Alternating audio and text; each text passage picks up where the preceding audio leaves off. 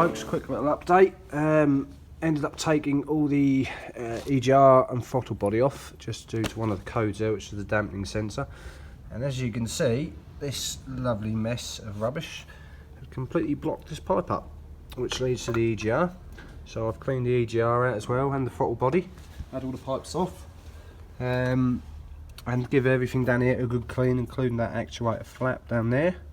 So I'm hoping we're going to get that bolted on and that's going to cure one of the issues. I have gone slightly against my word, and as I put an order in and ordered a few various bits, so I've got a choice of diesel filters here, so we'll ignore those.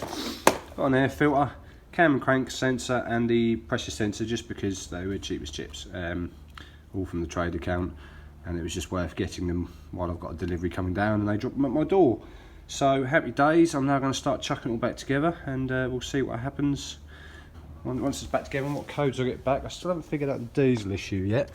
I've had all the pipe work up, still a bit worried about this random bolt, but I think that's to do with a drain, like an air bleed from what I remember, but I can't be 100%.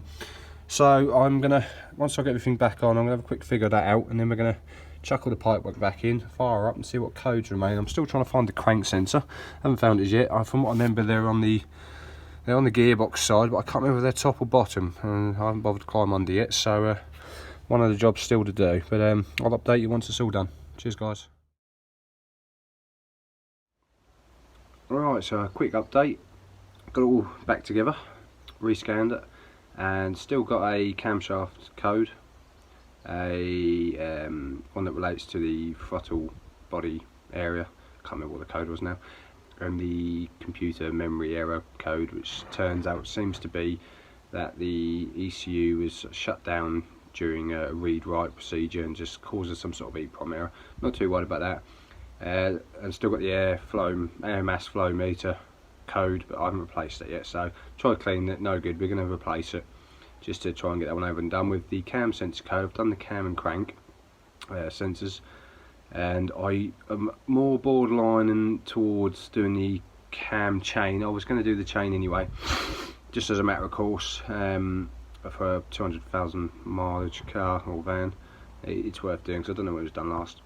So I'm hoping the reason the cam sensor is still throwing up a code is because if it's stretched slightly on the chain and it's a few degrees out, that will cause it to play a bit daft and cause the lengthened start up of the van. No matter if it's hot, cold or whatever's going on, it still takes a few good turns of the crank to get going, but it drives fine. Cured the boost, the turbo boost code with a new boost sensor, so that's all done and dusted.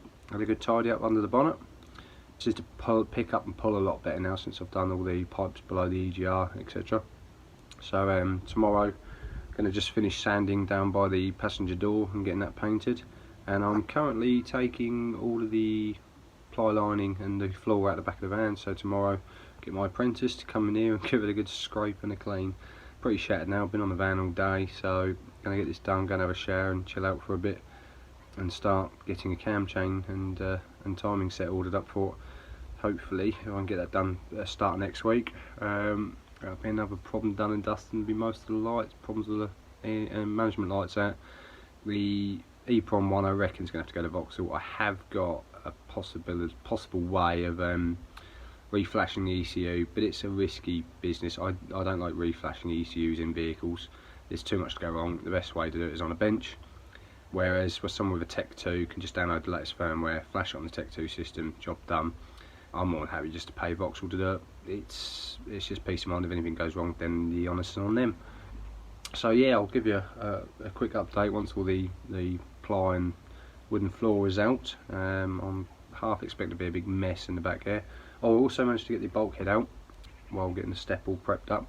So yeah, got a few silly little jobs to do tomorrow just to finish tidying up stuff and hopefully get the airflow meter in, which will be that code gone. Still got to figure out this code relating to the throttle body sensor and the flap that's in there. I've cleaned it all up, it seems to be functioning, but whether there's a bit of rubbish inside the actual circuitry, I think they can be pulled apart, so I might have to have it off again and strip it down on the bench and pull the circuit off. Worst comes to worst, replace it, but I'm hoping not, because I I don't know what they're like relearning on new throttle body stuff. I might have to do a bit of research on that. It's been a long time since I've had to put one on. But yeah, I think that's about it really at the moment. I'm just going to continue cracking on and start getting this thing all stripped out and ready for a big clean down. Yeah, all fun and games. Back home now, so everything's going in the garage. So I'll see you all in a bit.